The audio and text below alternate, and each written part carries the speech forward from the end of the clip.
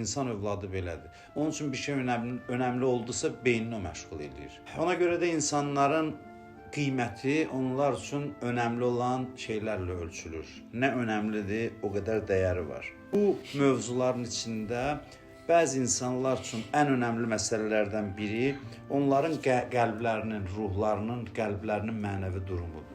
Bəzi insanlar var ki, qəlbləri onlar üçün çox önəmlidir. Bəzi insanlar var ki, qəlblərinin keşiyində dayanır.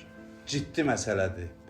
İnsan üçün məsələn bir qiymətli bir şey verərsən, görərsən ki, yanında qoyar məsələn bir çantada, yuxudan da durub tez əlini vurar ki, görəsən yanımdadır yoxsa yox. Bax, adam var, qəlbinin keşiyində belə dayanır. Həqiqətən sözün əsl mənasında. Qəlbin dəyərini bu qədər başa düşüb ki, qəlbin keşiyində dayanır. Hər dəqiqə yoxlayır ki, görəsən nəsə olmayıb ki. Bu insanlar var. Və qəlbdəki varlığın mərkəzidir. Varlıq aləminin mərkəzində insan qəlbi dayanır. Hər şeyin mərkəzində qəlb dayanır.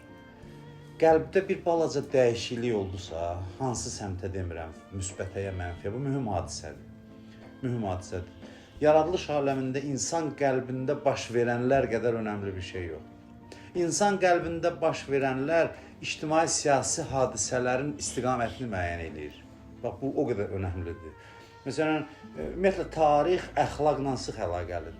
Bir xalqın başına gələn hadisələr onun fərdlərinin qəlbində olan proseslərin xarici aləmdə təzahürüdür. O hadisələr hamısı qəlbdəki proseslərdir, çıxır üzə, biz o hadisələrlə əhatə olunuruq.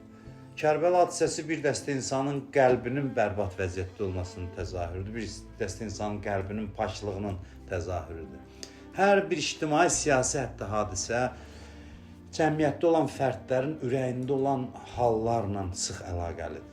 Sıx əlaqəlidir. Qədr gecəsi deyir, müqəddərat müəyyən olunur. Müqəddəratı müəyyən eləmək üçün bir meyar var da, deyir ki, sənin qəlbivə baxıb bir illik müqəddərat müəyyən edirlər. Qəlbin lap dərinliyinə baxırlar. Nələri istəyirsənsə onu Allah libas eləyib əynivə geyindirir. Sən nə istəyirsən, nə arzuluyursan, qəlbi yarırlar Qədr gecəsi elə bil. Baxırlar, Allah üçün yarmağa ehtiyac yoxdur, mən sözü çatdırmaq üçün bunu deyirəm. Yəni, lap o dibində olandan tutmuş hər şey, qəlbin istəklərinə uyğun sənin üçün bir illik hadisələr zənciri formalaşır ki, sən bunlarla qarşılaşacaqsan. Qəlb əsasında nemət verilir, qəlb əsasında bəla verilir, qəlbin vəziyyəti olduqca önəmlidir və axırda da qəlb əsasında yer verilir insana qiyamətdə.